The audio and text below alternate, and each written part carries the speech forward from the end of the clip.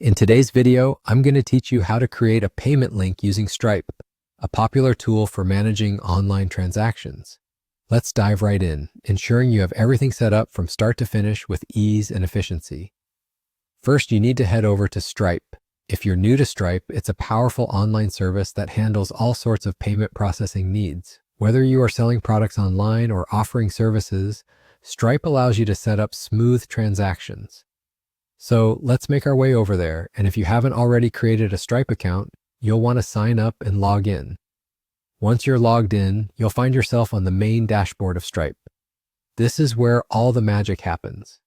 Now look at the navigation panel on the left-hand side of your screen. Here, you need to click on Payments. This section contains all the tools you need to manage your online payments. Once you've clicked there, a drop-down menu should appear, and what you're looking for in this menu is Payment Links.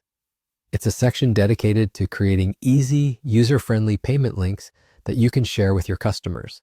This feature is particularly helpful if you want to streamline the process of accepting payments, especially if you don't have a full-fledged online store, or if you're setting up a new product and want a quick way to accept payments. Once you've selected Payment Links, you'll notice an option to create a payment link. Go ahead and click on that. Now, this is where you get to input all the details regarding your payment link. Think about what you want this specific link to achieve. You could be setting it up for a single product, a donation, or perhaps a subscription service. You have the flexibility to choose the type of payment link that suits your business model. Next, add the product information. This might include naming the product, setting a price, or any other relevant details like descriptions or images. Be clear and precise because this information is what potential customers will see. It's always a good idea to double-check the pricing and descriptions to avoid any confusion later on. Once you're satisfied with all the information you've entered, confirm everything is accurate and complete. There's typically a review step before finalizing the payment link where you can catch any mistakes or typos. And just like that, you're done. You've successfully created a payment link.